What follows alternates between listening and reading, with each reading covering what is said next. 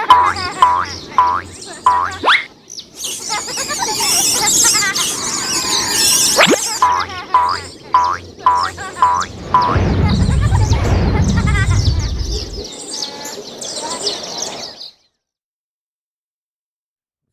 Assalamualaikum warahmatullahi wabarakatuh. Alhamdulillah, wassalatu wassalamu ala rasulillah, wa ala alihi washabihi wa man wala ma ba'du.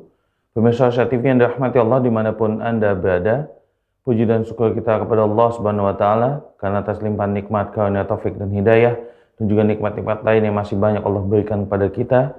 Alhamdulillah kita kembali berkumpul di stasiun televisi kesayangan kita bersama Syah TV, saluran dakwah keluarga Islami.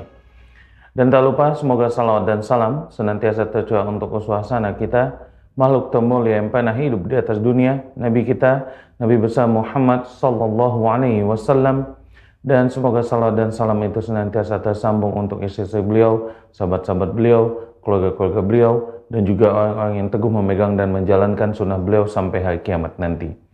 Pemirsa Syah TV yang dirahmati Allah dimanapun Anda berada, seperti biasa, setiap pekannya pada hari Kamis pukul 9.00 waktu Indonesia bagian Barat sampai pukul 10.30 waktu Indonesia bagian Barat, Insya Allah Ta'ala Syah TV mempersembahkan kajian online, serial kajian parenting, bijak mendidik anak. Dan Alhamdulillah, kita sudah berada di judul mendidik anak usia 2-7 tahun atau gulam, dengan subjudul pada pertemuan kita pekan kali ini adalah saat anak memiliki perkembangan bahasa yang cepat. Dan insya Allah Ta'ala materi akan disampaikan oleh guru kita Ustadz Abu Salma Muhammad Hafizahullah Ta'ala yang ditayangkan langsung dari kediaman beliau di Depok, Jawa Barat. Perlu kami informasikan kepada Anda semua pemirsa Syah TV yang dirahmati Allah dimanapun Anda berada, bahwasanya kajian akan dibagi menjadi 2 sesi, di mana sesi pertama nanti guru kita akan menyampaikan pemaparan materi sesuai dengan subjudul yang telah kami sampaikan sebelumnya, dan sesi kedua nanti kita akan membuka tanya jawab.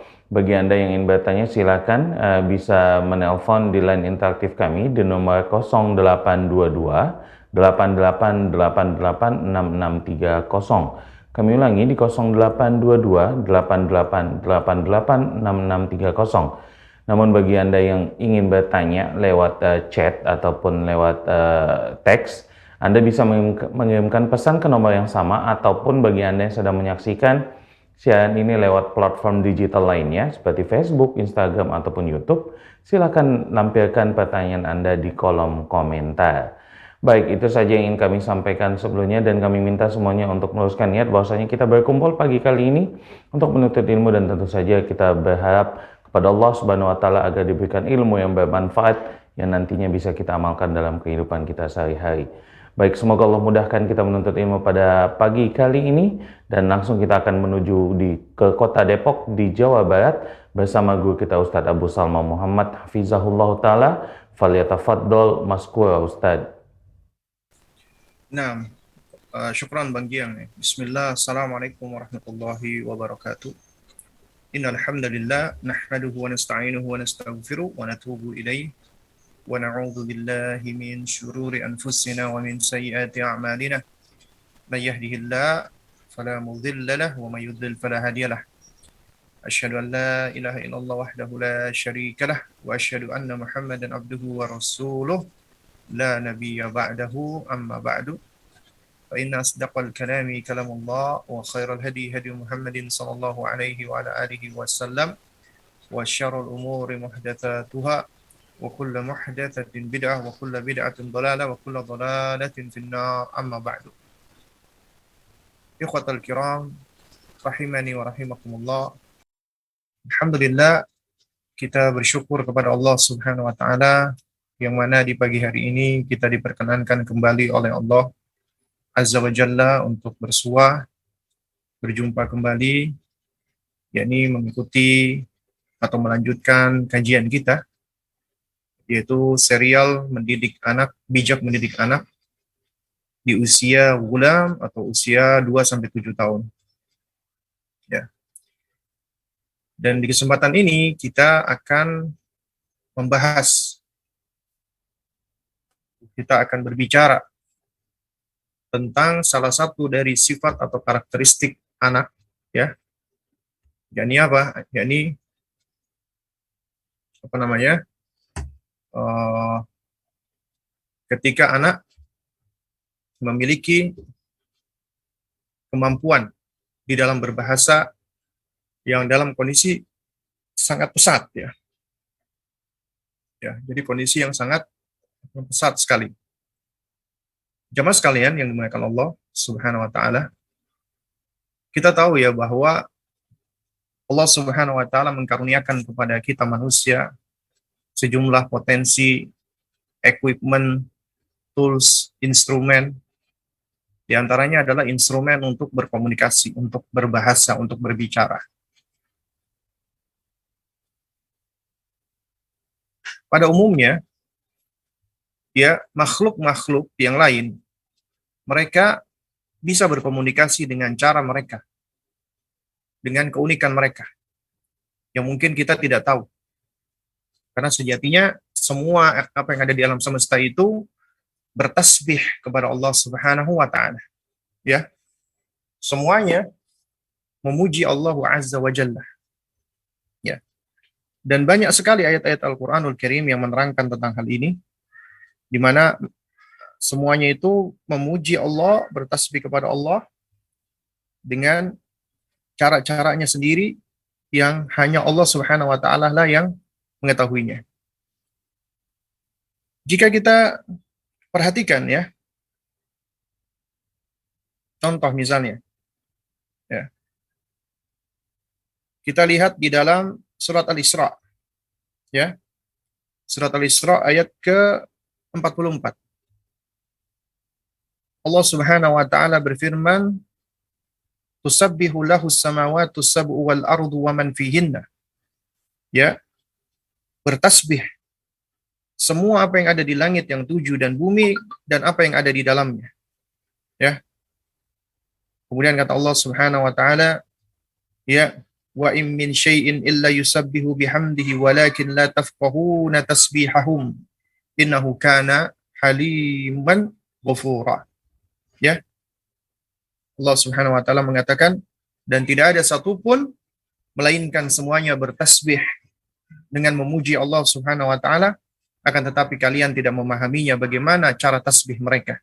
Dan sesungguhnya Allah adalah Maha Penyantun, Halim, lagi Maha Pengampun, Ghafur. Jadi di ayat ini Allah Subhanahu wa taala menerangkan bahwa ya, apa namanya, semua makhluk Allah Subhanahu wa taala itu bertasbih kepadanya, menyanjung Allah Subhanahu wa taala, memuji Allah Subhanahu wa taala, ya. Tapi Allah Subhanahu wa taala istimewakan kepada manusia kemampuan berkomunikasi yang lebih kompleks dan lebih baik daripada makhluk yang lainnya. Ya, kemampuan berbicara, kemampuan berbahasa, dan kemampuan manusia untuk tasammi, memberikan atribut, memberikan nama, memberikan sifat terhadap segala sesuatu apapun. Ya. Selama itu umumnya bisa diidentifikasi, maka bisa diberikan atribut, bisa diberikan nama. Contoh misalnya, kita bisa memberikan nama ini adalah smartphone. Ini adalah mikrofon. Ya, kemudian ini adalah meja, ini adalah buku dan seterusnya. Artinya kita bisa mengatributkan sesuatu dengan nama. Ya. Itu adalah kemampuan yang Allah berikan, dan ini Allah berikan kepada bapak kita, Nabiullah Adam alaihissalam. Ya. Nabi Adam alaihissalam, Allah Subhanahu wa taala yang mengajarkan kepada beliau semua nama-nama. Sebagaimana Allah firmankan dalam surat Al-Baqarah ayat 31, Allah Subhanahu wa taala berfirman, wa 'allama Adam al-asma'a kullaha. Ya. Allah Subhanahu wa taala mengajarkan kepada Adam semua nama-nama yang ada. Lalu kemudian Allah Subhanahu wa taala uji malaikat, ya. Ya. Tsumma aradhahum 'alal malaikati. Kemudian Allah Subhanahu wa taala, ya, apa namanya? Perlihatkan barang-barang ataupun benda-benda tersebut kepada malaikat. Faqala, kemudian Allah bertanya, kemudian Allah berkata kepada malaikat, ambiuni bi asma'i haula'i in kuntum shadiqin. Ya, wahai malaikat, ya, sebutkan semua nama benda-benda itu kepadaku jika kalian adalah orang-orang yang benar. Qalu, apa jawaban malaikat? Malaikat menjawab, subhanaka la ilma lana illa ma 'allamtana. Maha suci Engkau ya Allah. Kami tidak memiliki ilmu kecuali ilmu yang Engkau ajarkan kepada kami. Innaka antal alimul hakim. Ya, sesungguhnya Engkau adalah ya Allah yang Maha Alim lagi Maha Hakim, Maha mengetahui lagi Maha bijaksana. Kemudian Allah berkata kepada bapak kita Nabi Adam alaihissalam di ayat berikutnya, ayat ke-33 Al-Baqarah. Qala ya Adamu ambihum bi asma'ihim. Wahai Adam, ya, sampaikan, beritahukan kepada mereka nama-nama benda-benda tersebut. Ya, falamma amba'ahum bi asma'ihim qala alam aqul lakum inni a'lamu ghaibas samawati wal ardi wa a'lamu ma tubduna wa ma kuntum taktumun. Ya, falamma amba'ahum bi asma'ihim, ya, ketika Adam alaihissalam, ya, mampu menyebutkan nama-nama benda-benda tersebut, Allah mengatakan, bukankah aku telah sampaikan kepadamu bahwa akulah yang tahu tentang apa yang ada di rahasia langit dan bumi, dan aku tahu apa yang kamu tampakkan dan apa yang kamu sembunyikan. Allah tahu semuanya, ya.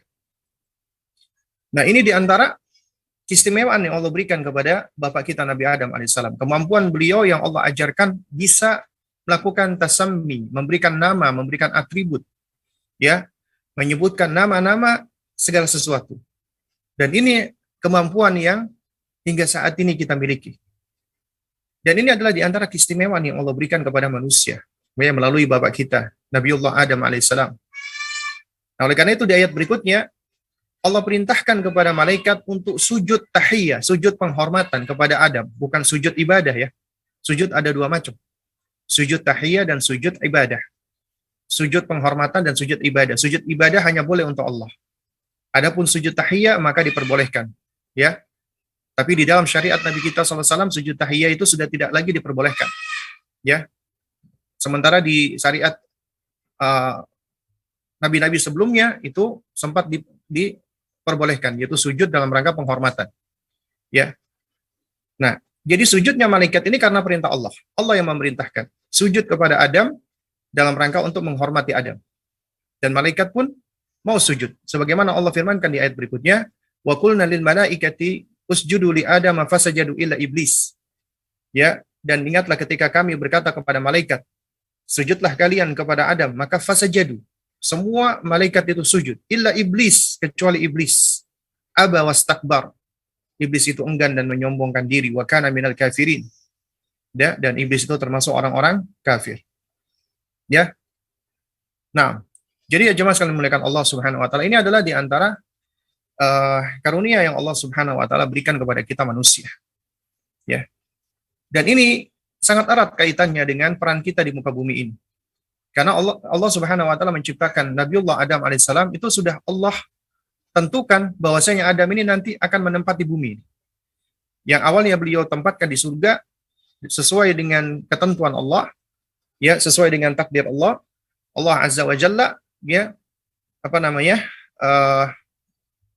uji Nabi Adam dengan istrinya, kemudian mereka gagal dalam ujian tersebut, ya, lalu kemudian Allah turunkan mereka ke bumi dan mereka bertaubat kepada Allah Subhanahu wa taala. Ini menunjukkan memang sifatnya manusia seperti itu. Ya, tapi mereka berdua bertaubat kepada Allah, kembali kepada Allah.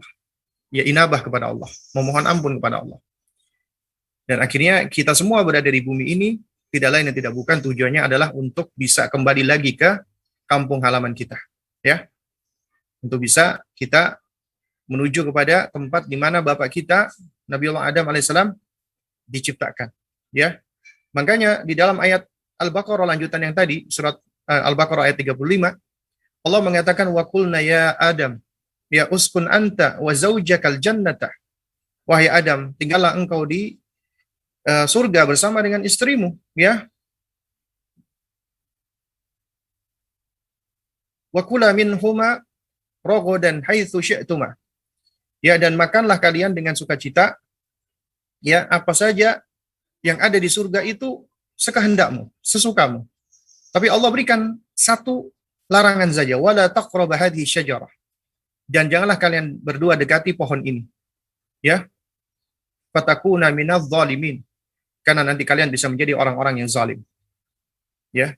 Nah, jadi Allah berikan ujian itu dengan jangan mendekati pohon. Boleh, silakan makan semuanya. Yang ada semuanya silakan diambil, ya. Nah, tapi ternyata ya syaitan tidak mau tinggal diam. Allah Subhanahu wa taala lanjutkan di dalam ayat berikutnya, fa'azallahuma syaitanu anha. Maka syaitan pun menggelincirkan, memperdaya keduanya dari surga, ya. Fa akhrajahuma mimma kana fihi, ya. Sehingga keduanya, bapak kita dan ibu kita yaitu Adam dan Hawa alaihissalam, dikeluarkan, ya, darinya, dari surga, ya, mimma kana fihi, ya. Padahal dulu apa namanya? Apa ya? Mimma kana fihi, padahal dulunya mereka berada di dalamnya, yaitu berada di dalam surga itu. Kemudian Allah Subhanahu wa taala berfirman, wa qulna ya ihbitu ba'dukum li ba'din adu walakum fil ardi mustaqarrun wa mata'un ilahin.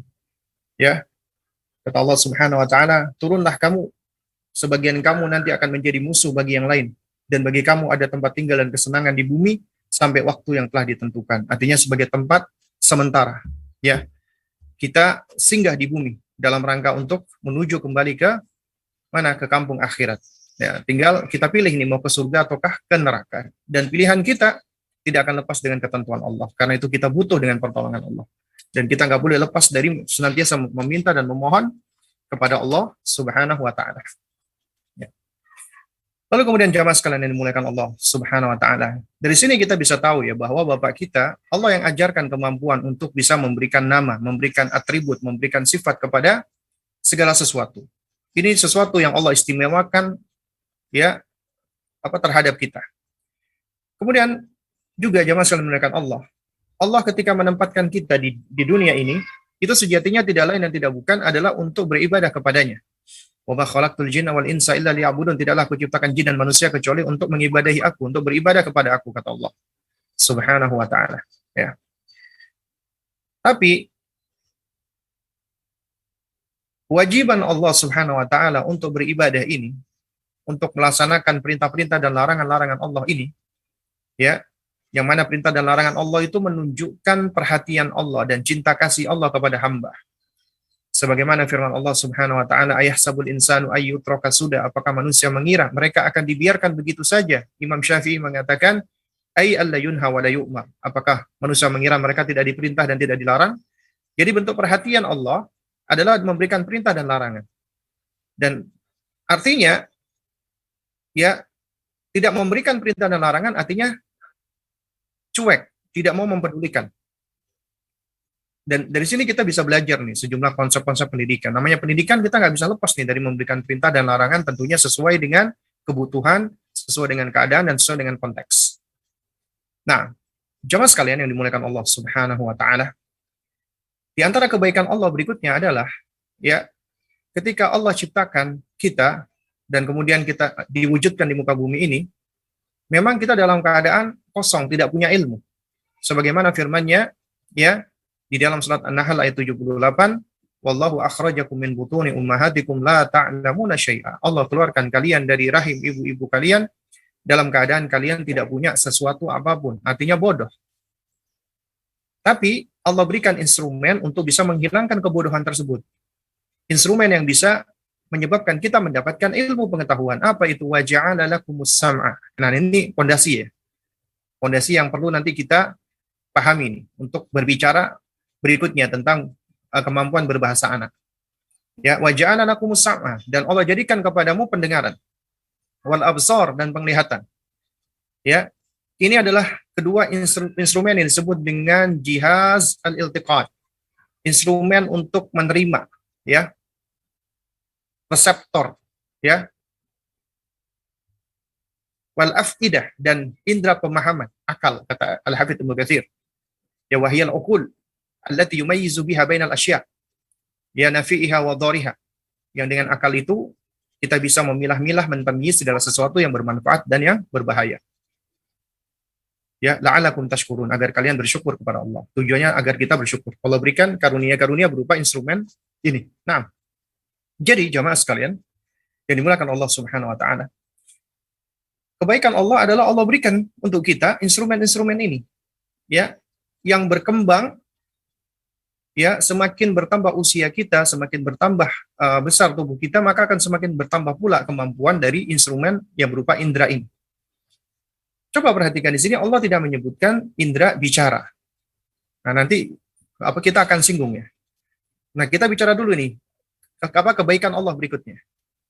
Kebaikan Allah berikutnya adalah ketika Allah menciptakan kita dan kita diperintah untuk menjadi hamba Allah, untuk beribadah kepada Allah maksudnya, ya. Maka sejatinya kata Al-Hafidz Ibnu Qayyim rahimahullahu taala di dalam risalah beliau ya, Tuhfatul Wadud fi Ahkamil Maulud ya, itu di bab muqaddimah, ya, beliau memberikan muqaddimah yang sangat bagus sekali, bernas sekali. Ya, setelah beliau bertahmid kepada Allah, beliau terangkan bahwa manusia, ya, setelah dilahirkan, ya, mereka itu sudah terikat dengan hukum-hukum amriyah, hukum-hukum perintah. Tapi perintah tersebut belum terlekat kepada anak kita, tapi terlekat melalui perantaranya. Siapa? Orang tua. Perintah tersebut melekat kepada orang tua, yaitu kita. Ini juga sebagaimana sabda Nabi, muru auladakum bisolati wa hum abna'us sab'in. Perintahkanlah anak kalian untuk sholat di usia 7 tahun. Ya, perintahnya untuk siapa? Untuk anak. Untuk apa sholat? Tapi melalui perantaraan siapa? Orang tua. Orang tualah yang memerintahkan anaknya untuk sholat. Sehingga para ulama, ya, menjelaskan bahwa apabila perintah itu datang melalui perantara, maka objek dari perintah tersebut sejatinya belum berkewajiban untuk melaksanakan perintah itu. Maksudnya bagaimana? Tentang sholat tadi. Sholat itu belum diwajibkan untuk anak-anak. Anak-anak masih belum berkewajiban sholat. Dan mereka apabila meninggalkan sholat, mereka tidak berdosa. Nggak dosa. Ya. Karena kaidahnya memang, ya, al-aslu fil amri yufidul wujub. Hukum asal di dalam perintah itu membuahkan kewajiban. Ya, tapi ada pula kaidah berikutnya, yaitu apabila datang perintah melalui adanya, ya, wasitoh atau perantara, maka perintah itu tidak wajib bagi objeknya. Artinya, ketika ada perintah Nabi sholat untuk anak-anak, tapi melalui perantaraan, Nabi nggak mengatakan, wahai anak-anak, kalau kalian 7 tahun maka sholatlah. Nabi tidak mengatakan demikian. Kalau demikian berarti, ya itu berarti wajib untuk anak-anak untuk sholat. Kalau nggak sholat, dosa. Tapi ternyata tidak demikian. Nabi kaitkan perintah itu kepada kita orang tua. Muru auladakum bisolah. Perintahkanlah anak-anak kalian, wahai orang tua. Karena yang punya anak siapa? Orang tua. Anak tanggung jawabnya orang tua. Karena itu yang berkewajiban untuk memerintah anak sholat orang tuanya. Muru auladakum bisolah. Wahum abna'us sab'in, ketika usia mereka 7 tahun. Ya. Jadi melalui perantaraan orang tua. Artinya orang tualah yang memiliki, ya, peran dan tanggung jawab. Dan juga dikatakan oleh para ulama, ya, perintah melalui adanya wasitoh, adanya perantara tersebut, tidak wajib bagi objeknya, tapi wajib bagi perantara tersebut. Artinya wajib bagi orang tua. Orang tua berkewajiban untuk mengajari, mendidik anaknya sholat. Apabila orang tua tidak mendidik dan mengajarinya, orang tuanya yang berdosa. Jadi, anak diperintah untuk sholat. Sholat belum wajib untuk anak. Apabila anak tidak sholat, anak tidak berdosa. Orang tua berkewajiban untuk mengajak anak sholat. Orang tua nggak mau mengajak dan mengajari dan mendidik anak sholat, orang tua berdosa. Karena tidak mengajak anak, dia kepada sesuatu yang diperintahkan oleh Rasulullah SAW. Nah, ini maksudnya. Ya. Jadi, ada wasilah. Oleh karena itu, hukum-hukum yang bersifat perintah syar'i kepada anak kita, ketika mereka masih anak-anak, itu melekat kepada orang tuanya. Artinya, kita yang harus mempersiapkan mereka, memprepare mereka. Tanggung jawab itu ada di pundak kita, sampai mereka balik. Dan kalau mereka sudah balik, maka mereka mukallaf. Ketika mereka sudah mukallaf, maka mereka sudah menanggung amalnya mereka. Jadi sudah terlepas tanggung jawab kita, ketika mereka sudah mukallaf. Kewajiban kita hanya menasehati saja. Adapun mereka masih sebelum mukallaf, ya, maka kewajiban kita adalah mendidik mereka, mengarahkan mereka kepada kebaikan sebagai pengejauhan tahan firman Allah, wa anfusakum wa ahlikum nara, Ya, wa ahlikum artinya adibuhum wa alimuhum khairah. Ya, ajarkan adab dan ajarkan kebaikan, ajarkan ilmu, kebaikan bagi mereka. Ya. Nah, jadi dari sini jemaah sekalian ini menunjukkan baiknya Allah. Artinya anak-anak ketika dilahirkan dan terus berkembang, mereka masih belum mendapatkan taklif, beban dari Allah. Sampai ditunggu siap dulu, ready dulu. Siapa yang menjadi sebab untuk anak supaya bisa ready dan siap? Orang tuanya. Makanya tanggung jawab ada di orang tua. Jadi di sini ada kebaikan Allah terhadap anak. Anak tidak akan diadab, tidak akan dihukum sebelum mereka mukallaf. Ya, sebelum mereka sudah ya mencapai usia buluh, usia balik. Baru mereka sudah mendapatkan dosa. Sebelum itu tidak, mereka kondisinya baro'ah. Mereka tidak bersalah dan tidak berdosa. Ya, ini adalah kebaikan Allah Subhanahu wa taala. Jadi dari sini kita tahu bahwa ternyata mendidik anak itu tanggung jawab kita untuk mempersiapkan mereka menjadi hamba Allah. Ya. Dan tugas kita adalah mengoptimalkan, menstimulasi indera-indera yang Allah berikan tadi. Di antaranya indera belajarnya, ya. Ada wat li ta'allum. Instrumen belajarnya tadi, pendengaran, penglihatan, dan pemahaman. Yang berkembang ternyata secara bertahap. Qalilan kalau kata Al-Hafidz Ibnu Katsir rahimahullahu taala, sedikit demi sedikit. Ya, semakin bertambah usianya, semakin bertambah pula kekuatan dari hissi atau indera-indera tersebut. Ya. Nah, lalu kemudian jamaah sekalian yang dimuliakan Allah Subhanahu wa taala, ya.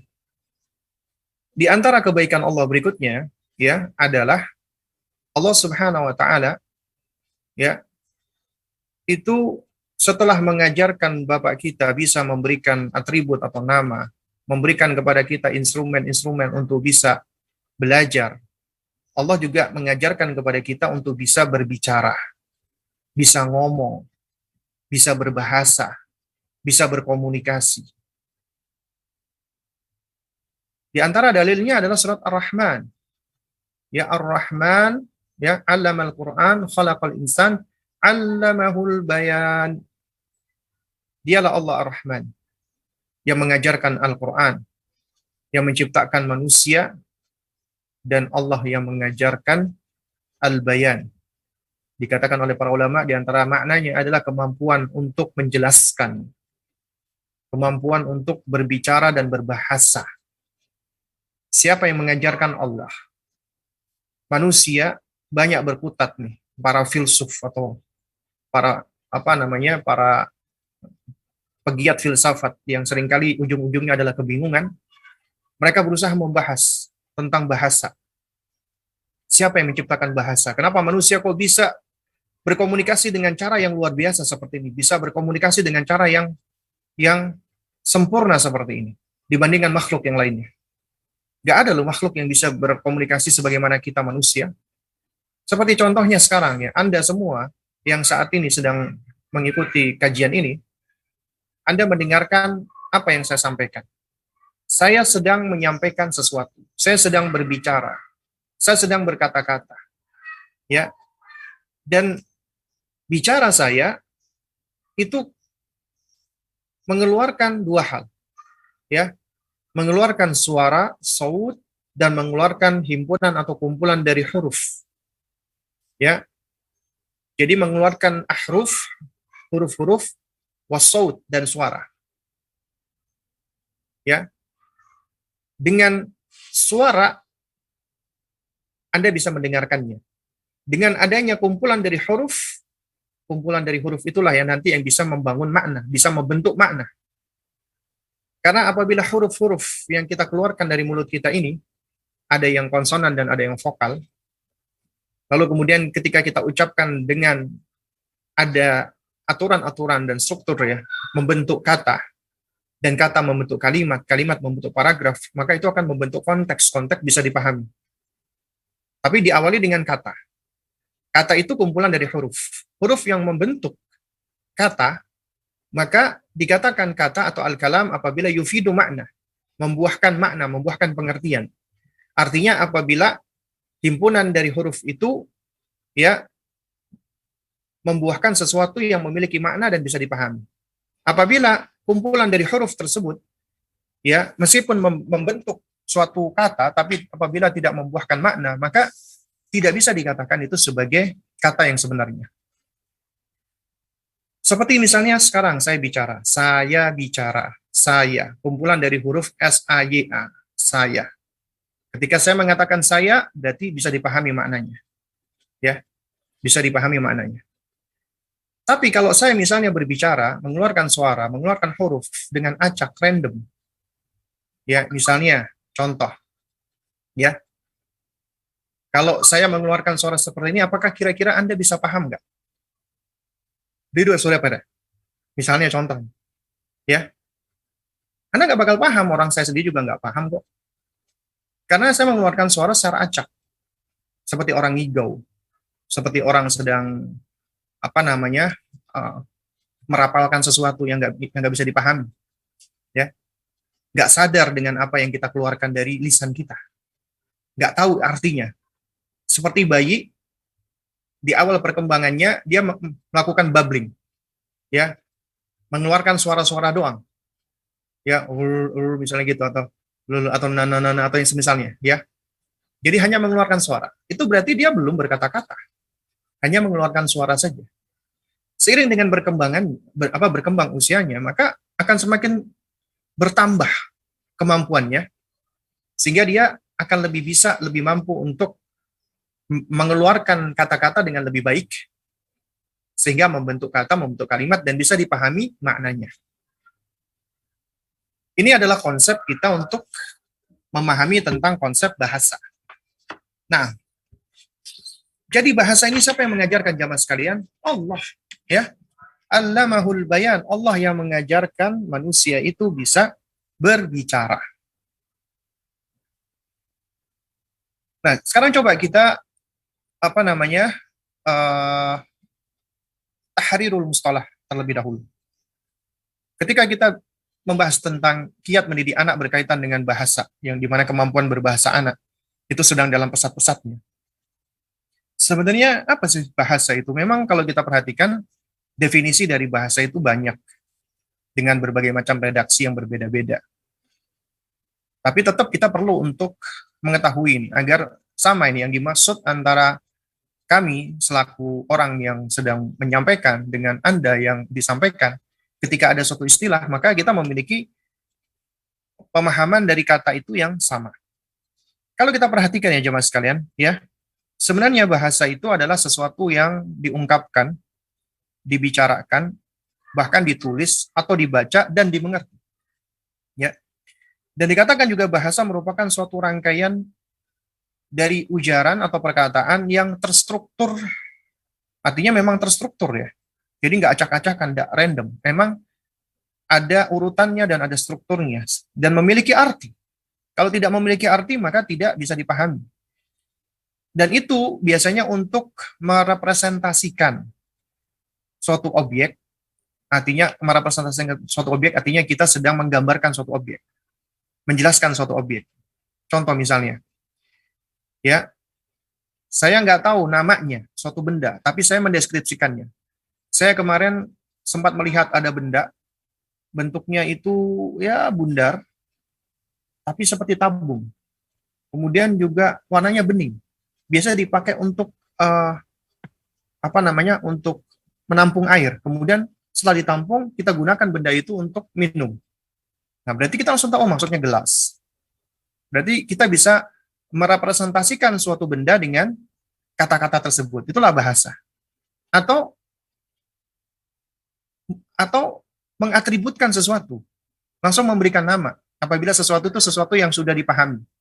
Seperti kita katakan gelas, smartphone, handphone, mikrofon, dan yang semisalnya. Orang sudah langsung tahu, ya. Nah, baik secara langsung ataupun tidak langsung. Dan juga yang perlu kita pahami, di sini disebutkan bahasa juga dapat berbentuk dua hal. Ya, secara verbal yang kita keluarkan dalam bentuk suara dan juga non-verbal. Yaitu seperti bahasa tubuh, bahasa isyarat, gestur, mimik, itu juga termasuk bahasa. Nah, dari sini kita bisa lihat, ternyata bahasa itu ya bisa dipahami dengan cara kita terstimulasi atau menstimulasi dua hal, apa yang kita dengar dan apa yang kita lihat. Ketika Anda mendengarkan seseorang bicara, ya, misalnya dia menyampaikan, saya sedang makan. Anda hanya mendapatkan informasi saya sedang makan, ya. Tapi Anda nggak bisa tahu orang yang ngomong ini apa dalam kondisi sedih, dalam kondisi bahagia, atau dalam kondisi seperti apa. Kecuali sampai Anda melihatnya. Misalnya Anda melihat orang yang mengatakan saya sedang makan, nggak taunya dia dalam kondisi sedih atau dalam kondisi bahagia. Sedih dan bahagia itu juga termasuk dari ungkapan, ya, dari yang tampak pada orang tersebut yang bisa kita pahami, yaitu dari ekspresinya atau dari mimiknya. Itu juga termasuk bagian dari bahasa. Dan inilah yang dipelajari oleh anak-anak atau bayi dari semenjak kecilnya. Ya, apa yang mereka dengar dan apa yang mereka lihat. Ya. Nah, baik, jemaah sekalian yang dimuliakan Allah Subhanahu wa taala. Karena itu, ya, para ahli menerangkan bahwa bahasa itu dikategorikan menjadi dua. Bahasa reseptif dan bahasa ekspresif. Ya, bahasa reseptif dan bahasa ekspresif. Sebagaimana namanya reseptif, reseptor, ya, atau kita katakan iltiqat, ya, itu adalah bahasa yang sifatnya adalah berangkat dari kita menerima sesuatu. Artinya, kemampuan seseorang untuk memahami, mengerti, ya, tentang suatu pembicaraan orang lain, baik dari perkataannya secara verbal ataupun dari gesturnya atau bahasa nonverbalnya. Itu adalah kemampuan reseptif. Jadi reseptif adalah kemampuan seseorang untuk bisa melihat, maksud saya memahami, ya, dari yang dia dengar dan yang dia lihat dia bisa memahami. Itu reseptif. Ya, apa yang dia terima, kemudian dia melihat, dia ngerti nggak sih dengan hal tersebut. Lalu yang kedua adalah bahasa ekspresif. Ya, sebagaimana kita tahu bahasa ekspresif, expression, ekspresi, ya, artinya kita mengeluarkan atau mewujudkan sesuatu, adalah kemampuan dari seseorang untuk, ya, mengeluarkan atau membuat sebuah pesan, baik secara verbal ataupun non-verbal, untuk dimengerti oleh orang lain. Itu bahasa ekspresif. Simpelnya, bahasa reseptif adalah orang lain ngomong, kita ngerti nggak sih? Bahasa ekspresif adalah kita ngomong, orang lain ngerti nggak sih? Nah, itu simpelnya seperti itu. Ya. Jadi reseptif adalah kemampuan seseorang untuk memahami bahasa orang lain atau perkataan orang lain. Sementara ekspresif adalah kemampuan seseorang untuk, ya, mengungkapkan dan menyampaikan, ya, gagasan ataupun pesan agar dimengerti oleh orang lain. Nah, jadi kalau kita perhatikan jamaah sekalian yang dimuliakan Allah, ya, sebenarnya semua manusia itu memiliki kemampuan ini, meskipun dalam tingkatan yang berbeda-beda, termasuk anak-anak kita. Ya, tapi berdasarkan hasil penelitian ternyata umumnya anak-anak dan kita itu lebih mudah atau lebih banyak menguasai bahasa reseptif daripada ekspresif. Contoh gampangnya begini deh. Anda belajar bahasa asing, Anda belajar bahasa Inggris, atau Anda belajar bahasa Arab. Contoh misalnya. Ketika Anda belajar, Anda pelajari ini. Makanya kan ada yang namanya kemampuan berbahasa pasif. Ada aktif dan pasif. Pasif artinya ketika ada orang ngomong, ada bule ini, Anda belajar bahasa Inggris, dia ngomong, Anda ngerti lah, meskipun nggak 100%, tapi Anda ngerti maksudnya apa. Tapi ketika Anda disuruh bicara, nah itu lebih sulit. Ketika Anda disuruh ngomong, menjelaskan pesan dengan bahasa Anda, dengan bahasa tersebut, itu sulit bagi kita. Karena memang kita lebih sulit untuk menyampaikan sesuatu, ya, agar dipahami oleh orang lain daripada kita memahami sesuatu. Umumnya seperti itu. Ya, secara umum seperti itu. Jadi bahasa reseptif itu sebenarnya lebih banyak dikuasai, ya, juga termasuk oleh anak-anak. Ya, termasuk di 1 tahun pertama, kehidupannya. Nah, terus kemudian bahasa ini juga berkaitan dengan kemampuan anak berbicara. Nah, kita sekarang ngomong tentang bicara. Ya. Nah, kalau ditanya apa itu bicara, bicara itu adalah ucapan, perkataan, ujaran yang merupakan hasil dari proses seseorang ya mengungkapkan sesuatu dengan talaffuz ya, dengan uh, melafalkan sesuatu ya atau mengucapkan sesuatu dalam bentuk kata dan kalimat ya. Nah, ini adalah bicara ya. Jadi kemampuan berbicara orang ini memang berbeda-beda ya, dan kemampuan berbicara itu banyak sekali faktor yang bisa mempengaruhinya.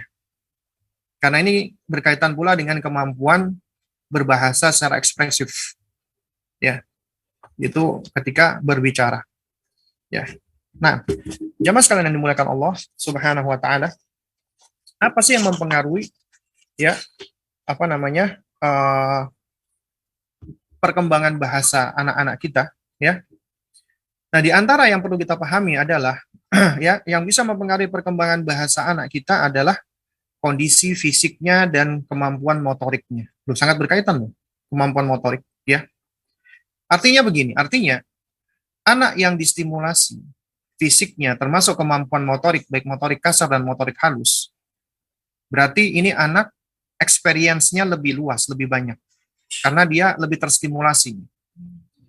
Anak yang lebih difasilitasi, tidak banyak dilarang, kemudian dia dibebaskan untuk mengeksplor tentunya dengan penjagaan, daripada anak yang lebih banyak dikekang.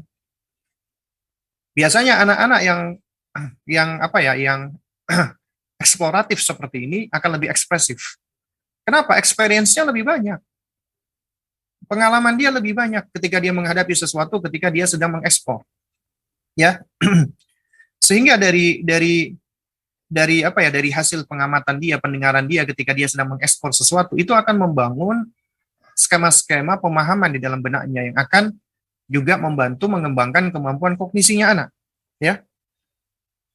Nah, jadi ini sangat penting ya untuk menstimulasi anak-anak dalam hal kemampuan motoriknya. Jadi jangan dikira anak-anak yang banyak bergerak, ya makanya kita udah membahas ya kasratul harakah wa adamul istiqrar. Ya, di pembahasan pertama kita tentang karakteristik anak usia gulam, itu memang sangat berkaitan erat dengan kemampuan mereka dalam hal kognisi dan juga dalam hal kemampuan berbahasa. Ya, asalkan ya bukan banyak bergerak tapi bergerak yang nggak jelas ya, itu bisa karena adanya gangguan apa namanya hiperaktif ya, atau yang semisalnya ya. Nah, jadi ketika misalnya Anda ya mengajari anak Anda, melatih anak Anda untuk menggerakkan anggota tubuhnya dan yang semisalnya, maka itu berarti Anda sudah menstimulasi sebenarnya kemampuan berbahasa dia. Lalu kemudian juga ya yang berikutnya adalah berkaitan dengan pendengaran dan penglihatan anak. Ini adalah dua indera yang penting yang disebut oleh Syekh Yusuf Muhammad Al-Hasan sebagai jihazu al-iltiqat. Ya, jihaz al-iltiqat, yaitu instrumen atau equipment untuk menyerap informasi, menerima maklumat. Itu pendengaran dan penglihatan. Ya. Karena yang berkembang pertama kali pada anak-anak kita sebagaimana isyarat dari Al-Qur'an adalah pendengaran, baru kemudian penglihatan. Ya. Nah, anak-anak yang mulai dari kecilnya dia distimulasi dengan cara ditasmi', diperdengarkan dengan suatu kata, maka itulah yang akan masuk ke dalam memorinya, masuk ke dalam otaknya, ya, dan itu yang akan diingat oleh anak, apalagi kalau itu disampaikan berulang-ulang. Karena itu makanya di fase ini adalah suatu hal yang sangat penting bagi orang tua melakukan tasmi' dengan kalimat thayyibah dan Al-Qur'anul Karim. Agar yang merasuk ke dalam diri mereka, hati mereka, jiwa mereka yang masih bersih ini adalah hal-hal yang baik yang berasal dari Al-Quran dan Sunnah, kalimat thayyibah. Dan ini tentunya akan memberikan pengaruh pengaruh positif bagi sang anak, bagi jiwanya, bagi hatinya, bahkan bagi tubuhnya dan bagi fisiknya.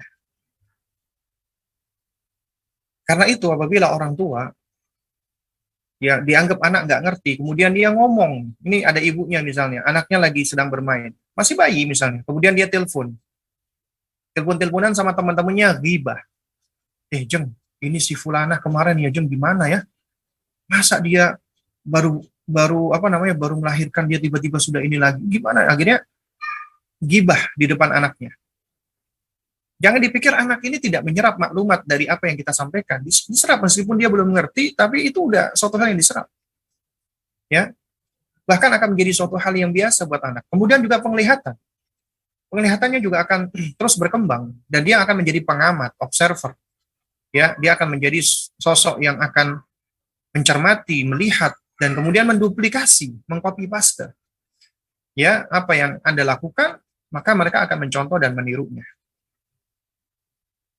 Nah, oleh karena itu, anak itu, ya, kemampuan berbahasanya sebenarnya itu dipengaruhi pertama kali oleh kemampuan berbahasa sang ibu. Makanya seringkali bahasa manusia, bahasa kita itu disebut dengan bahasa ibu. Ya, mother tongue, lisannya ibu. Karena yang paling banyak mempengaruhi secara pesat bahasa anak itu adalah ibunya, bukan bapaknya. Karena anak lebih banyak menghabiskan waktu di awal-awal masa kehidupannya dengan ibunya. 9 bulan tinggal di rahim ibunya, kemudian dilahirkan dengan penuh kesakitan dan berdarah-darah. Kemudian selama 2 tahun, apabila disusui dengan sempurna, akan menempel dengan ibunya. Sehingga anak itu bondingnya, ikatannya lebih kuat dengan ibunya.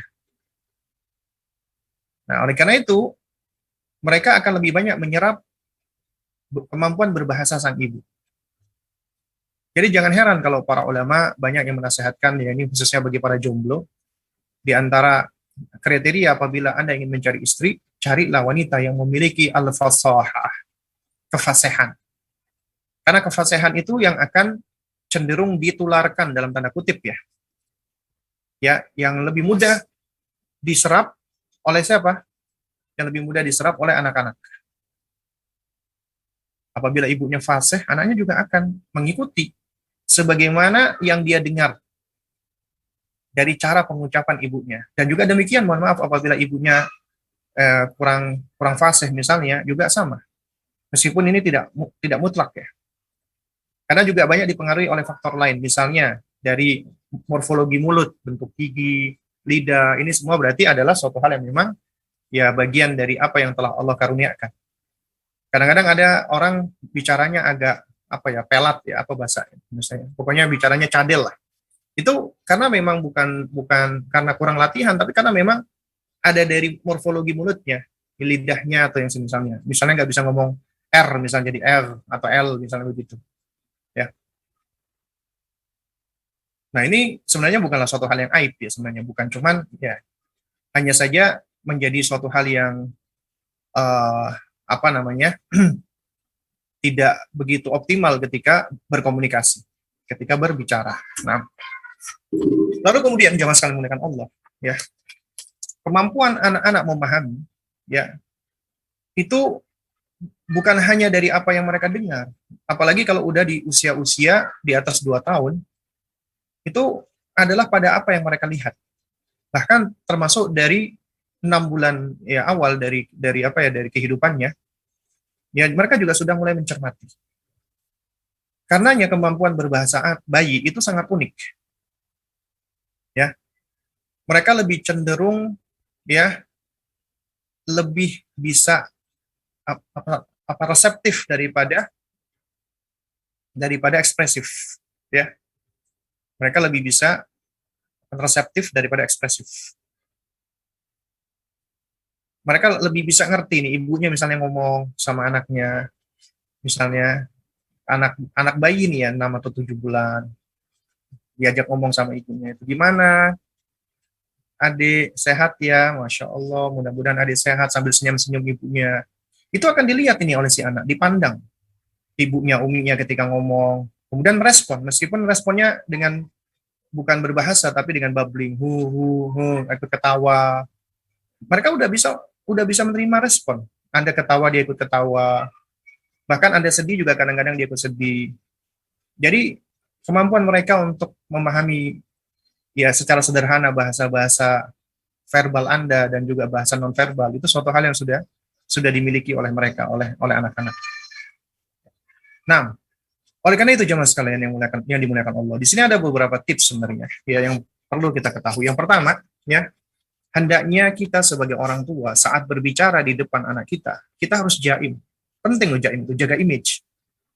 Image kita sebagai orang tua karena kita adalah qudwah atau uswah. Orang tua yang gak jaim, ngomong sembarangan di depan anaknya atau juga ngomong gak karu-karuan ya dengan istrinya di hadapan anaknya, itu juga akan menimbulkan problem atau muskilah. Jadi harus jaim. Dan itu juga akan melatih diri kita untuk bisa terus apa ya, menetapi adab seperti itu. Karenanya kita ketika bicara depan anak harus dengan cara yang baik, lemah lembut, santun, tidak dengan bahasa yang kasar, dengan bahasa bentakan, makian, labeling, ngecap anak, menvonis anak, ya, mengatakan kata-kata kotor dan yang semisalnya. Karena itu semua pasti akan diserap oleh mereka. Karena mereka bagaikan spons. Spons itu akan menyerap apa yang ada di sekelilingnya, kotor ataupun baik, diserap semuanya. Karena nggak bisa difilter. Ya. Jadi yang pertama adalah ya perhatikan baik buruknya bahasa kita, santun tidaknya bahasa kita, lemah lembut atau tidaknya bahasa kita. Ya pilihan kata kita itu penting sekali. Ya, karena ini berkaitan dengan baik dan buruk. Dan ini berkaitan dengan masalah adab, masalah akhlak. Maka kita harus perhatikan ini. Kemudian yang kedua, ya, baru kita berbicara tentang hal-hal yang berkaitan dengan kemampuan mereka untuk berbahasa. Karena itu, hendaknya kita sebagai orang tua berbicara kepada anak dengan bahasa yang jelas, yang simple, tidak berbelit-belit, sesuai dengan usianya, dan jika perlu, kita mengulangi atau merepetisi sejumlah kata. Karena repetisi itu berfaedah untuk menguatkan pemahaman dan hafalan. Ya. Jadi kita perlu ini untuk berbicara kepada anak, ya. Ya. Dengan bahasa yang simple. Ya. Dan kita nggak perlu ngikutin gaya mereka yang cadel. Ayo mamam yuk. Jadi misalnya kita pakai bahasa atau ngomong dengan bahasa yang cadel, enggak, kita ngomong bahasa biasa agar mereka terbiasa mendengarkan bahasa biasa dan itu yang terserap oleh mereka. Kenapa mereka cadel atau mereka belum bisa menyampaikan dengan cara yang benar? Ya karena mereka dalam masih kondisi berkembang. Otot mulutnya, sarafnya, lidahnya, dan juga yang lain-lainnya itu masih dalam proses berkembang. Karena itu makanya jangan kita cadel-cadelkan cara ngomong kita. Jangan kita lucu-lucukan. Ya, kecuali kalau kita hendak bercanda sesekali nggak apa-apa. Tapi jangan terus-terusan. Ya.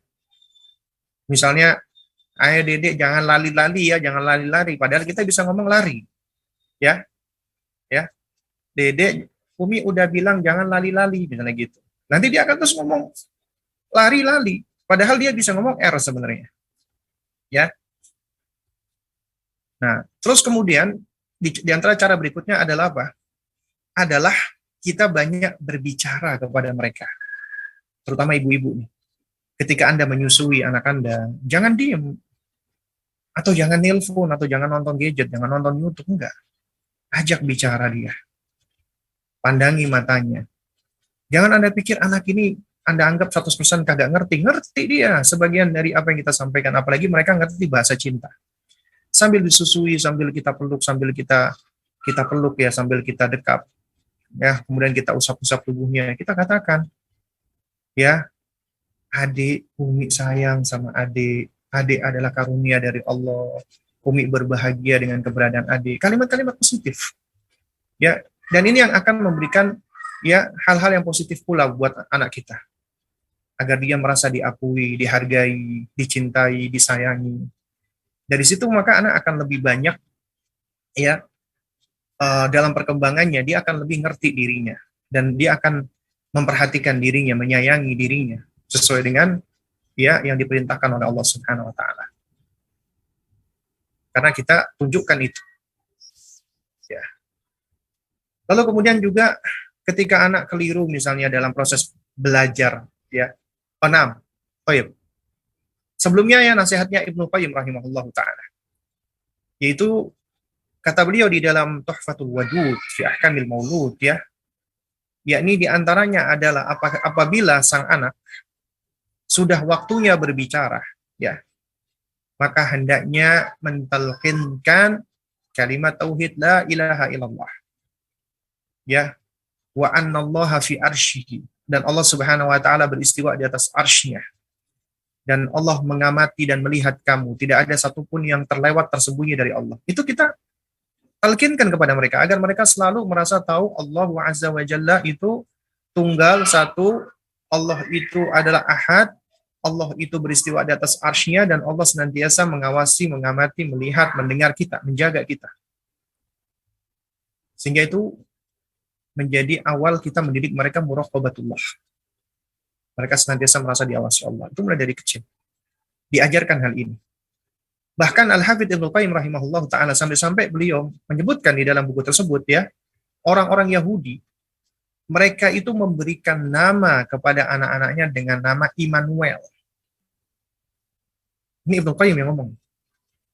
Orang Yahudi itu memberikan nama kepada anak. Ya ini kok ada itu ya. Orang Yahudi memberikan nama kepada anak-anaknya dengan nama Immanuel. Artinya apa? Artinya adalah, ya, al-ilahu ma'ana. Tuhan bersama dengan kita.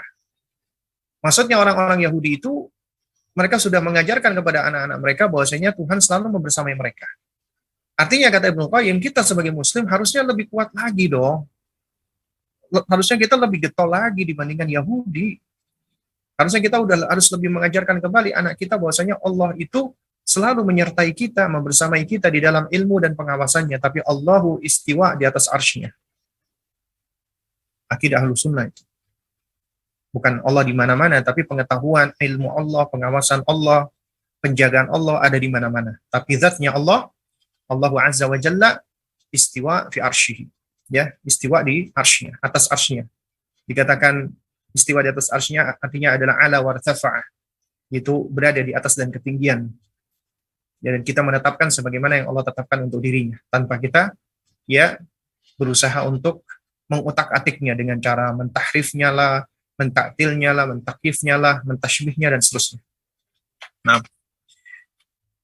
lalu kemudian yang berikutnya adalah, ya, memperbaiki lafal-lafal atau ucapan anak yang keliru tanpa kita ejek dan kita tertawakan. Ya, misalnya anak ngomong, dia kesulitan ngomong gelas misalnya, umi las, gelas, umi las, gelas gitu. Tapi maksudnya dengan pelan-pelan, bukan seakan-akan kita paksa. Jadi mereka akan menjadi, kalau misalnya kita sini kamu duduk, coba ngomong gelas. Nah, itu nanti malah mereka merasa kayak ditekan, tidak. Tapi artinya adalah ketika mereka menyampaikan sesuatu yang keliru, ya kita tasamuh, kita toleran karena memang usia mereka gitu loh. Tapi tetap kita perbaiki, jelas, ya udah. Yang penting dia sudah dengar. Berikutnya lagi kita perbaiki lagi terus, tanpa perlu kayak kita paksa dan semacam kita tekan. Kamu harus merubah kesalahanmu saat itu juga, enggak. Ya. Lalu kemudian juga yang enggak kalah penting adalah apa? Adalah hendaknya kita membersamai dan mengajak bermain dengan anak. Ya, karena bermainnya mereka itu adalah proses belajar yang penting, kebutuhan mereka itu.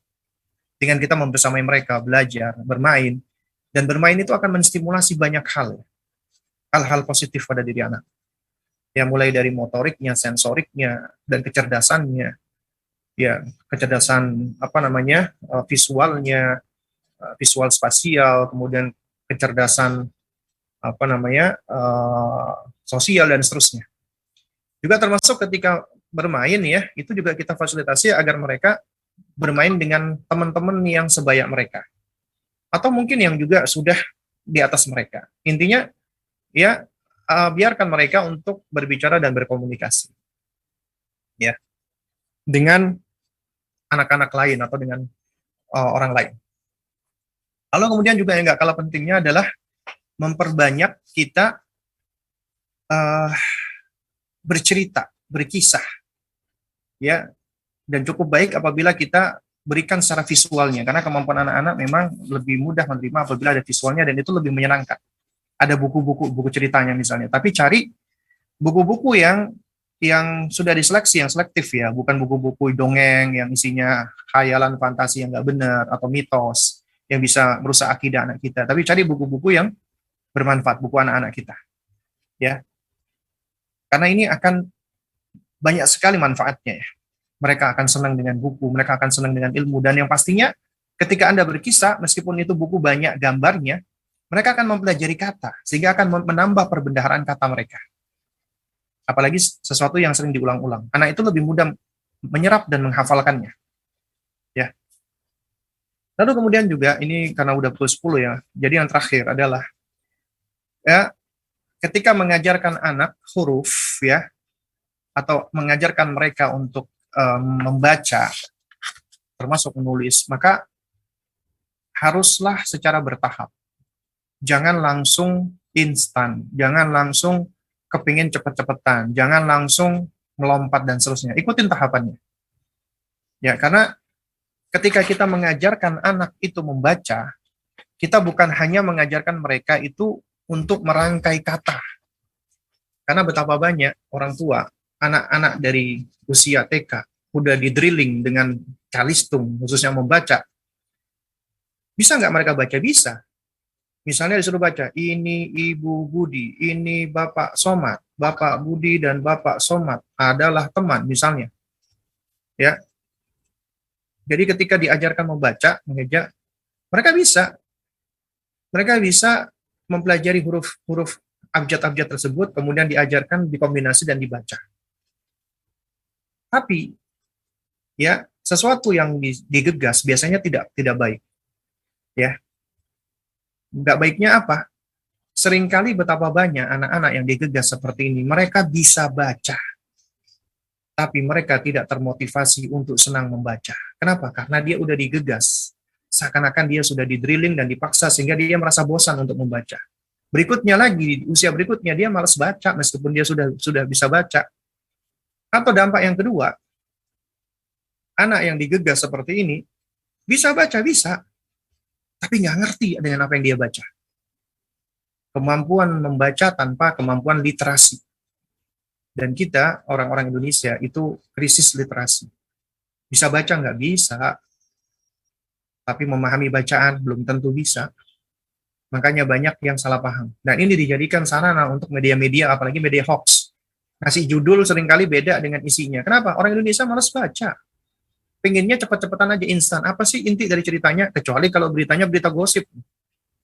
Berita-berita gosip misalnya, artis ini baru bercerai, dibaca itu, baru cari informasi. Yang berkaitan link-linknya dicari, dikejar. Ya. Biasanya yang kayak gitu yang menyebabkan kepo, ya, baru dia berusaha untuk mencari tahu. Ya, ini semua adalah tidak lepas dari apa? Dari apa namanya? Dari orang tua yang kurang bijak, kurang hikmah ya. Pengennya cepet-cepetan, pengen menggegas. Karena apabila Anda ingin mengajarkan anak membaca, pelan-pelan. Ikutin tahapannya. Karena kita pelajari ya, dan juga dari penelitian ya, anak-anak itu sebenarnya udah Allah bekali kemampuan untuk bisa membaca, karena Alkitabah ya, itu adalah bagian dari pengetahuan yang sudah Allah berikan kepada manusia. Ya. Alkitabah, menulis. Bahkan Allah Subhanahu wa taala juga di dalam surat Nun, wal qalami wa ma yasturun. Demi pena, Allah bersumpah dengan pena, dan juga demi apa yang mereka goreskan, apa yang mereka tuliskan. Dijadikan objek sumpah, apabila dijadikan objek sumpah berarti itu sesuatu yang memang istimewa. Karenanya juga Al-Qur'anul Karim itu di antara nama Al-Qur'an yang paling masyhur ada dua, Al-Qur'an dan Al-Kitab. Al-Quran artinya adalah al-makru, sesuatu yang dibaca. Sesuatu yang dibaca adalah sesuatu yang kita dengarkan. Kemudian kita ulang-ulangi dan kemudian kita baca. Itulah Al-Quran. Ya, adapun Al-Kitab itu adalah al-maktub, sesuatu yang tertulis. Sesuatu yang tertulis adalah yang kita baca dengan mata kita. Baru kemudian kita talafutkan dengan lisan kita. Ya. Dan Allah berikan karunia ini, kelebihan kemampuan berkomunikasi yang istimewa ini hanya kepada manusia. Manusia bukan cuma ngomong secara lisan doang, tapi juga bisa berbahasa secara tulisan. Manusia bisa membuat simbol-simbol yang disepakati bersama, dari simbol-simbol itu, ya akhirnya membentuk huruf, akhirnya membentuk kata. Siapa yang menciptakan? Gak ada manfaatnya kita bahas siapa yang menciptakan kata itu. Karena nggak ada yang tahu. Yang pasti adalah ilmu dari Allah. Menghabiskan waktu kita bahas ini, siapa yang membuat ini, siapa yang menciptakan, nggak ada manfaatnya. Yang ada manfaatnya ini adalah karunia dari Allah. Allah berikan ini agar kita bisa tafaqquh, khususnya kita bisa tafaqquh fiddin. Makanya Allah Subhanahu wa taala turunkan ya apa namanya? Inna anzalna Qur'anan Arabiyyan la'allakum ta'qilun. Sesungguhnya kami turunkan Al-Qur'an itu dalam bahasa Arab, di antara semua bahasa manusia yang dipilih bahasa Arab, bahasa istimewa. Bahasanya Rasulullah sallallahu alaihi wasallam. Untuk apa? La'allakum ta'qilun, agar kalian mau mempergunakan akal kalian, agar kalian berakal. Ya. Itu tujuannya, agar kita mau mempergunakan akal kita. Karena dengan itu kita bisa memahami. Nah, oleh karena itu makanya kalau kita perhatikan, ya, di antara urutan mengajarkan anak, ini contoh saja, misalnya ya kita ajarkan mereka apel. Anak itu lebih mampu untuk memahami sesuatu yang konkret. Dia kasih gambar apel, dia tahu itu apel. Dia bisa memberikan nama setelah tahu atribut dan sifatnya. Ayo nak, ini buah apa? Buah apel. Karena toh juga di antara cara yang kita ajarkan mereka, mereka juga mengenal tubuh mereka, ini tangan, ini kaki. Meskipun mereka belum ngomong, mereka sudah bisa menunjuk. Misalnya kita tanya ke anak kita yang masih bayi, misalnya, apa namanya, mata mana mata, gitu. Hidung mana hidung, dia akan menunjuk. Berarti dia udah tahu. Bahasa reseptifnya sudah terbentuk.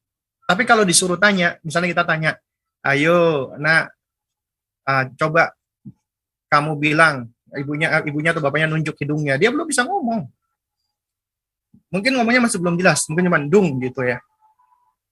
Karena memang dia masih proses belajar. Artinya memang ada tahapan-tahapan. Jangan kita langsung menggegas. Orang tua seringkali suka menggegas. Karena menurut orang tua kebanyakan keberhasilan itu adalah dilihat dari apa? Sesuatu yang bisa diukur secara kuantitas. Dalam bentuk angka atau digit. Biasanya seperti itu. Karena itu buku-buku anak-anak beda sama buku orang dewasa. Buku orang dewasa nggak perlu banyak gambar, tulisan aja. Karena dengan membaca tulisan, kita sudah mampu untuk memahami secara konkret dan abstrak. Tapi anak-anak itu sulit. Kalau kita cuma kasih buku saja, itu biasanya mereka akan kesulitan. Ini mohon maaf ya kalau agak bising ya. Ya. Nah, jadi jamaah sekalian yang dimuliakan Allah Subhanahu wa taala. Ini benar-benar bisik banget ya.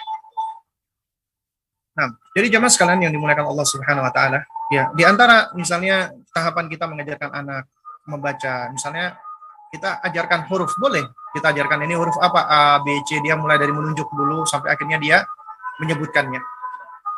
Lalu kemudian ketika kita hendak mengajarkan dia membaca, itu kita awali dulu, misalnya kita awali misalnya dengan gambar apel dulu. Ini gambar apa? Apel, dia udah tahu ini apel. Baru kemudian tahapan berikutnya kita kasih huruf depannya dulu, A misalnya. Ya, ini huruf apa? A, dia tahu, oh apel. Jadi misalnya apa namanya, huruf C, cherry misalnya gitu. Jadi dia sudah bisa, dia bisa tahu karena kita merangsang juga dengan apa, secara visual dari benda tersebut. Nah, baru kemudian setelah itu kita tambah lagi, misalnya A, P, E, L gitu kan.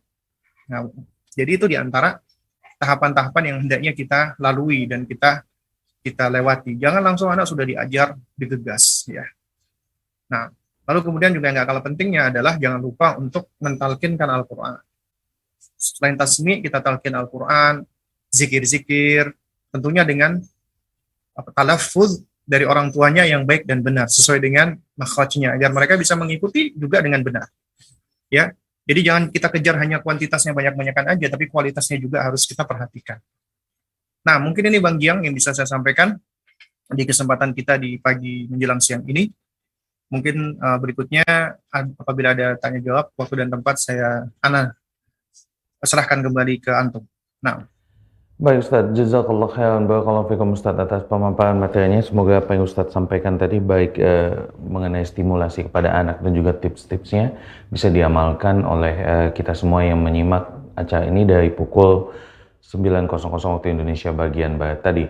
Baik pemirsa Asia TV yang dirahmati Allah dimanapun Anda berada, seperti yang sudah disampaikan oleh guru kita Ustadz Abu Salma Muhammad Hafizullah Ta'ala, kini saatnya kita akan masuk sesi tanya jawab.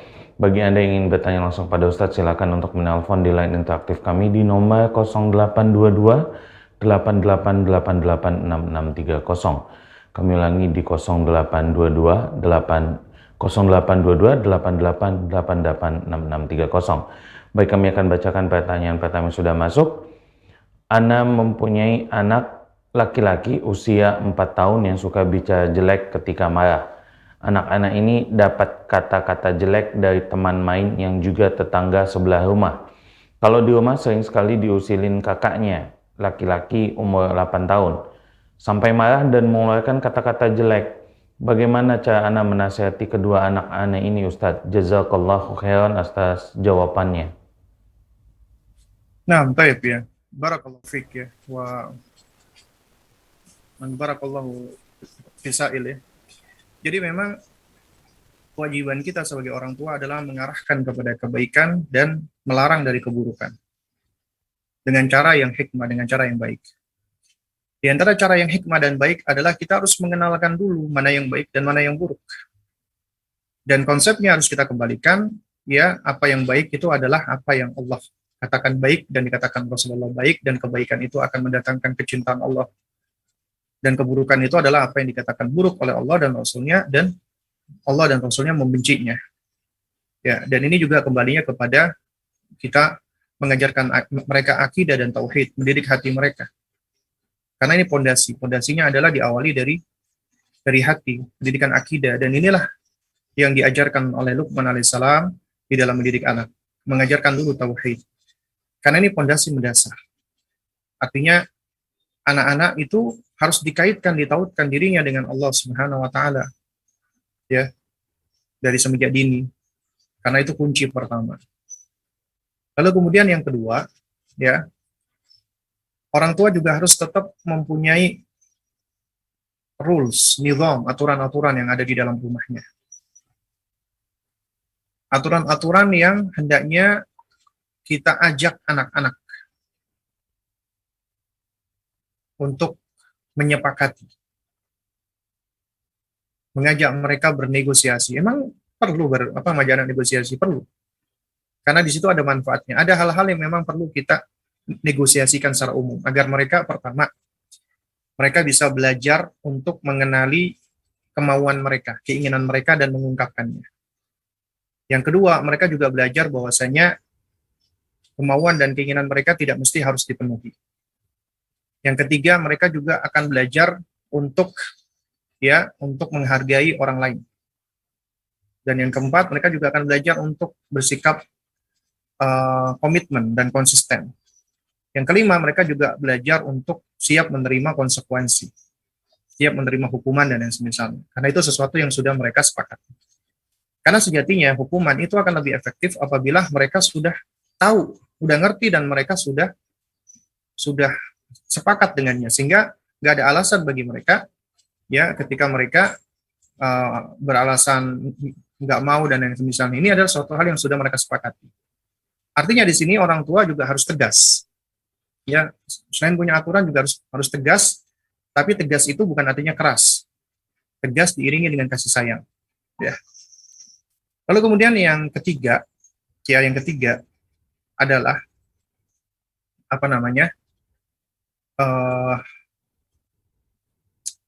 ketika kita melihat anak-anak kita mendapatkan kata-kata yang tidak layak yang mereka ucapkan, ya, maka tugas kita orang tua adalah harus mengingatkan dengan cara sebaik-baiknya. Dan memang untuk mengingatkan anak ini cukup tricky ya. Kita nggak bisa ngomong, kamu kok ngomong kotor sih, itu ngomong kotor, itu jelek, itu kamu nggak boleh, ya. Jadi ternyata tidak sesimpel seperti itu. Apabila tidak ada pondasinya atau pijakannya terlebih dahulu. Makanya memberikan pondasi dan pijakan itu adalah perkara yang sangat penting sekali. Ya. yang mana dengan pijakan itu mereka akan pertama tahu itu adalah ucapan yang jelek.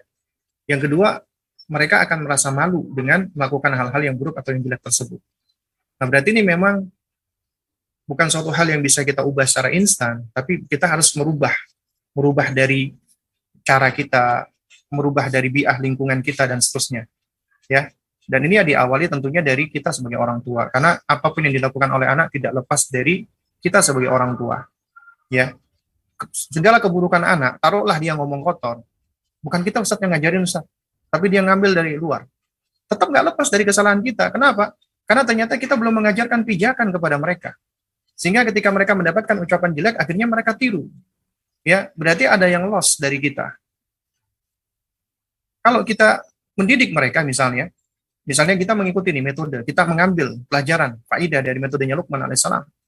Itu metodenya Luqman luar biasa. Anak itu udah diajarkan ya tentang perkara-perkara yang bisa menjadi imunitas keburukan. Anda mungkin bisa mensterilkan keburukan dari rumah Anda, tapi nggak bisa kalau anak ini sudah keluar rumah, Anda sterilkan, nggak bisa.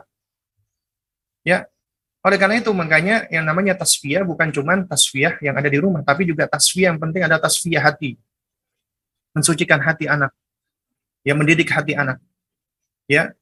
Dan mereka senantiasa dididik untuk muraqabatullah, itu kuncinya agar merasa diawasi Allah. Semua apa yang kita ucapkan, apa yang kita lakukan itu tidak lepas dari pengawasan Allah. Dan sekali lagi ini memang bukan suatu hal yang mudah. Ini butuh waktu, butuh proses, butuh kesabaran, dan itulah pendidikan. Ya. Nah, lalu kemudian yang berikutnya dalam hal misalnya kaitan dengan praktek pengingkaran, maka kita ingatkan, kita sampaikan, dan kita berikan dia hukuman sesuai dengan jenis kesalahannya secara bertingkat. Misalnya contoh, dia ngomong kotor, kita sampaikan, anak, nggak boleh ya bicara kotor-kotor seperti itu ucapan yang jelek, ucapan yang buruk. Dia ternyata tidak mengindahkan, dia masih mengulangi lagi. Berarti kita nggak bisa diam, kita harus ajarkan agar dia tahu ini sesuatu yang jelek dan buruk. Nah, tapi tentunya dalam hal ini kita harus bisa berupaya untuk berempati. Artinya, kenapa dia kok sampai mengucapkan kata-kata kotor? Berarti ini dia itu sedang, kenapa ini? Apakah dia lagi marah? Ataukah dia lagi, kata orang Jawa, garai orang tuanya? Inginnya lagi memancing orang tuanya, karena kadang-kadang untuk anak, apalagi anak yang dia merasa kurang perhatian, kadang-kadang dia lebih baik membuat masalah yang diperhatikan orang tuanya meskipun dengan kemarahan daripada dia diabaikan atau dia dicuekin. Nah, ini berarti juga pelajaran buat kita loh, agar kita untuk introspeksi, jangan-jangan selama ini kita juga kurang perhatian ya dengan dia, sehingga dia mencari cara-cara perhatian dengan cara yang buruk. Karena itu kita harus lebih memberikan perhatian lagi, memberikan kasih sayang lagi. Misalnya kita peluk dia, sayang, jangan ngomong kayak gitu ya, itu ucapan yang jelek, Umi nggak suka, ya, kamu ngomong-ngomong seperti itu, apalagi Allah lebih nggak suka lagi, gitu, ya. Lalu kemudian dia masih tetap ngeyel misalnya, jadi kita mulai ke tahap berikutnya, misalnya kita ucapkan dengan lebih tegas, kamu kalau masih bicara kotor seperti itu, ya, hari ini Umi tidak mau bicara sama kamu. Sampai kamu ya berhenti dari mengucapkan ucapan seperti itu dan kamu menyesal dan minta maaf. Kita hajar dia, nggak apa-apa. Anak itu biasanya paling anak kecil dia, ketika dihajar dia akan merasa gelisah, uminya marah, uminya ini. Tapi kalau nih anak misalnya dihajar orang tuanya, ada loh orang tua yang ngomong, Ustaz, anak saya dihajar malah senang. Berarti ada masalah ini dengan metode pengasuhan yang ada di keluarga antum. Ketika dia dihajar orang tuanya, dia merasa merdeka. Ada yang keliru berarti. Berarti metode hajar di saat itu tidak efektif. Berarti ada yang salah, ada yang keliru. Karena umumnya anak-anak dihajar orang tuanya nggak suka. Karena anak itu butuh perhatian. Ini berarti ini anak mungkin seringkali dikekang oleh orang tuanya. Ketika orang tuanya ya menghajar dia, itu dianggap kemerdekaan. Karenanya memberikan hukuman kepada anak harus disesuaikan dengan kondisi masing-masing keluarga. Nggak bisa disamakan, nggak bisa digeneralisir. Tidak bisa ta'mim kita. Harus lihat kondisi masing-masing. Lalu kemudian juga ketika misalnya dia dibully oleh kakaknya, tetap kita nasihati kakaknya dengan cara baik. Jangan suka ngebully adik. Dan juga kita ajarkan kepada adik supaya harus tegar. Kenapa? Karena bagian dari kehidupan dia nggak akan lepas nih dari yang namanya bullying. Itu bagian dari dia menghadapi masalah. Dia harus belajar untuk menghadapinya. Jangan selalu dikit-dikit dibantu oleh orang tuanya. Ya. Nah, mungkin ini yang bisa saya jawab. Allah alam. Baik Ustaz, jazakallah khair, barakallahu fikum atas jawabannya. Kita akan pindah ke pertanyaan berikutnya. Bismillah, semoga Allah Ta'ala senantiasa memberikan keselamatan dan keberkahan kepada Ustadz beserta keluarga dan juga tim Rosyad TV. Ana Wina dari Sidoarjo mau menanyakan, apakah mungkin saat kita ingin menanamkan tauhid kepada anak-anak, kemudian kita sering mentalkin dengan kalimat-kalimat thayyibah, ataupun pertanyaan semisal siapa yang menciptakan hal-hal yang ada di sekitar anak, kemudian akhirnya kita bisa menjadi overstimulating terhadap anak yang akhirnya anak menjadi bosan dan menjawab pertanyaan tersebut hanya sebagai formalitas saja. Jazakallahu khairan Ustaz. Nah, baik. Ya, jadi suatu hal yang memang nggak bisa kita pungkiri ya. Manusia itu memang memiliki sifat-sifat bisa dan mudah bosan apabila itu sesuatu hal yang sering dan bolak-balik kita lakukan. Ya, jadi bisa bosan memang. Bahkan anak-anak juga sama. Bahkan anak-anak itu juga cenderung cepat bosan. Nah, makanya kita perlu di sini untuk hikmah dan kreatif. Nabi SAW ketika mengajari sahabat-sahabatnya, ya, itu Nabi tidak terus-terusan dengan cara yang sama. Nabi itu selalu apa ya, menvariasikan, ya tanwe, ya, jadi menvariasikan ketika beliau mengajar agar para sahabat tidak bosan. Karena kebosanan itu suatu hal yang memang menjadi bagian ya sifat atau karakter tabiat yang dimiliki manusia. Manusia itu mudah bosan, ya. Bahkan hal-hal yang kita senangi pun kalau kita lakukan terus-terusan, intens, dengan cara yang frekuen ya, berulang-ulang dan terus-terusan, itu juga kita akan bosan. Makanya ada saat-saatan, ada saat-saatnya kita perlu istirahat, saat-saatnya kita perlu perlu berhenti, ada saat-saatnya kita perlu rehat, ada saatnya kita perlu melakukan hal lain. Juga demikian, ini pentingnya kita untuk apa? Untuk kreatif lah istilahnya ya, dan variatif ya. Jadi kita tidak hanya fokus kepada satu hal saja, itu aja yang kita lakukan. Contoh nih misalnya, ada ibu-ibu baru belajar tauhid. Tiap hari, ya karena baru belajar semangat, tiap hari anak-anaknya ditanya. Ya awalnya anaknya semangat, ayo siapa yang menciptakan tangan kamu? Allah. Siapa yang menciptakan wajah kamu? Allah. Besoknya ditanya lagi, siapa yang menciptakan kaki kamu? Allah. Terus menerus seperti itu. Ya seakan-akan kok nggak ada perkembangan itu aja. Anak pasti bosan gitu. Ya. Dan yang namanya pendidikan hati bukan hanya sekedar seperti itu, tapi juga harus benar-benar kita mendalaminya gitu loh. Ya. Artinya kita bukan cuma sekedar mengikuti kalaupun ada manual atau panduan ya, buku misalnya buku mendidik anak, kita hanya sekedar ngikutin, enggak. Tapi kita harus memahaminya. Kita understanding, memahami maksud dan seterusnya, baru kemudian kita berusaha untuk mempraktekannya tentunya sesuai dengan kondisi dan hajat. Nah, Allah alam. Baik Ustaz, jazakallah khairan, barakallahu fikum Ustaz atas jawabannya. Baik, ini kita akan masuk pertanyaan berikutnya, tapi sebelumnya kami kembali mengundang bagi Anda semua pemirsa Rosyad TV yang saat ini sedang menyaksikan siaran ini untuk bisa langsung bertanya kepada Ustadz di line interaktif kami di nomor 0822 88886630. Kami ulangi di 0822 88886630. Kita akan bacakan pertanyaan berikutnya sudah masuk. Bismillah. Afwan Ustadz, izin bertanya. Jika kita menjalin kedekatan dengan anak-anak usia SMP ke atas dengan cara sering bercanda satu sama lain, agar tidak ada kekakuan atau akrab dengan anak. Agar tidak ada kekakuan akrab dengan anak. Terkadang Ana dan Abinya bercanda, saling menggoda di depan anak-anak. Apakah itu termasuk tidak jaim di depan anak? Mohon pencerahannya agar kami tetap bisa jaim, tapi juga tetap akrab, dekat dengan anak-anak kami. Jazakumullahu khairan dari Ummu Farah di Sidoarjo. Nah, toyib ya. Barakallahu fiik wa fiha. Jadi, yang perlu kita pahami bersama ya, bercanda itu perlu, guyon itu perlu, karena itu bagian dari hal-hal yang disenangi, apalagi oleh anak-anak. Ya, anak itu senang orang tua yang humoris, yang bercanda, tidak yang kaku. Karena itu yang bisa lebih mendekatkan diri ya. dengan candaan-candaan asalkan tidak berlebihan, juga candaan tidak mengandung dusta, bukan candaan yang bersifat prank. Prank itu kan juga bagian dari dusta, bahkan termasuk nakut-nakuti ya. Jadi candaan-candaan yang yang sesuai dengan dengan syariat itu boleh-boleh aja ya, karena itu bisa membangun kedekatan. Dan ini tidak ada kaitannya, jadi jangan dianggap jaim itu seakan-akan kita tidak menjadi diri kita di hadapan orang lain. Bukan, jaim itu artinya adalah kita berusaha untuk ya uh, melatih diri kita agar kita bisa menjadi image yang baik untuk anak-anak kita di dalam perkataan, perbuatan dan yang semisalnya. Ya, tapi tentunya nggak ada dong di antara kita yang sanggup untuk terus-terusan seperti itu. Pasti suatu ketika kita akan kehilangan. Misalnya contoh, mendidik anak harus sabar, jangan marah-marah. Ya, kita tahu itu konsep, tapi kadang-kadang dalam kenyataannya kita pasti suatu saat akan jatuh ke dalam kesalahan. Kita marahin anak. Tapi alhamdulillah, Allah Subhanahu wa taala senantiasa ya berikan hidayah taufiknya untuk kita semua. Di antara bentuk hidayah Allah itu kita sadar, kita jatuh kepada kesalahan.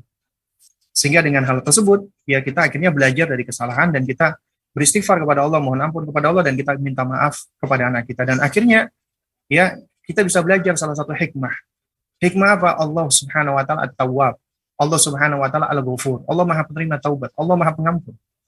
Dan kita belajar betapa karakter-karakter yang ada di dalam sifat-sifat Allah itu ternyata bisa membangun karakter kita manusia. Ya, dengan mempelajari makna-maknanya. Dan Allah adalah Al-Afu, Maha Pemaaf. Dari situ kita belajar bahwasanya ketika kita salah, kita manusia, apalagi ya kita kembali kepada Allah. Kita bertaubat kepada Allah. Allah Tawwabur Rahim. Kemudian kita minta ampun kepada Allah karena Allah adalah Al-Ghafurur Rahim.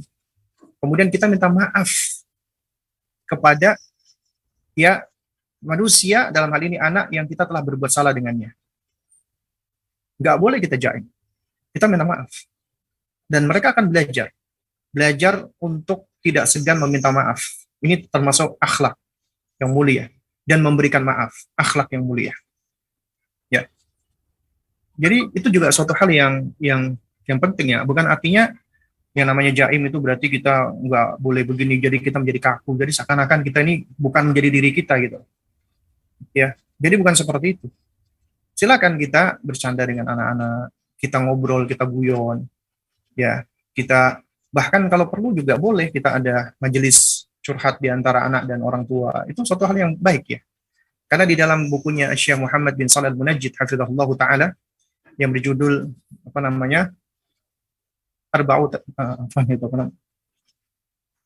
Arba'una Nasiha fi Islahil Buyut ya, 40 nasihat di dalam memperbaiki rumah. Itu di antara nasihat-nasihat beliau ya, yang di bagian keberapa ya, saya lupa. Beliau menasihatkan ada yang namanya majelis musorahah. Ya, majelis berterus terang, majelis curhat istilahnya. Jadi ini untuk membangun atau menjalin kekuatan trust, kepercayaan. Gak apa-apa orang tua misalnya ada masalah curhat sama anaknya, minta pendapat. Nah, Abi ada masalah ini, kamu mungkin ada. Kadang-kadang anak-anak itu bisa memberikan kita masukan yang out of the box, yang bisa menjadi insight buat kita. Kalau kita misalnya ya seperti ini ya, itu akan membangun kepercayaan. Anak merasa dipercayai pula. Jadi menjadikan diri kita jaim itu bukan artinya kita kita mempertahankan ego kita, enggak. Itu malah bukan suatu hal yang baik. Ya. Bahkan kadang-kadang kita perlu untuk menurunkan level ego kita. Ya. Kita perlu untuk menurunkan level kita, ego kita. Ya, agar kita satu frekuensi dengan anak-anak kita. Itu suatu hal yang penting. Wallahu a'lam. Baik Ustaz, jazakallah khairan barakallahu fikum Ustaz atas jawabannya. Dan alhamdulillah Ustaz, ini karena sudah pukul 10.30 maka kita harus menutup pertemuan kita pada pekan kali ini. Ana izin menutup ya Ustaz. Baik, pemirsa Rosyad TV yang dirahmati Allah dimanapun Anda berada, alhamdulillah kita tadi sudah mendengarkan banyak sekali faedah yang disampaikan oleh guru kita Ustaz Abu Salma Muhammad Hafizullah Ta'ala. Di antaranya tadi di bagian terakhir adalah tips-tips untuk menstimulasi anak. Di antaranya adalah ketika berbicara di depan anak kita harus jaim, perhatikan baik dan buruknya bahasa kita. berbicara dengan bahasa-bahasa yang jelas, simple, dan tidak berbelit-belit. Dan yang paling penting tadi Ustadz juga menyampaikan nasihat yang sangat indah dari Ibnu Qayyim, yaitu bila anak sudah waktunya bicara, maka talkinkan dan kalimat tauhid kepada anak-anak. Dan banyak sekali faedah-faedah yang sudah diberikan tadi oleh guru kita, Ustadz Abu Salma Muhammad Hafizahullah Ta'ala. Semoga apa yang disampaikan oleh guru kita tadi bisa kita amalkan dalam kehidupan kita sehari-hari. Dan kami seluruh kabar kerja yang bertugas, mohon maaf jika tidak semua telepon ataupun pertanyaan bisa kami sampaikan kepada Ustadz, dan insya Allah ta'ala kita akan kembali bertemu pada pekan yang akan datang, masih di serial kajian parenting bijak mendidik anak. Dan kita tutup pertemuan kita pada pagi kali ini dengan doa kafaratul majlis. Subhanakallahumma bihamdika asyhadu an la ilaha illa anta astaghfiruka wa atubu ilaik. Assalamualaikum warahmatullahi wabarakatuh.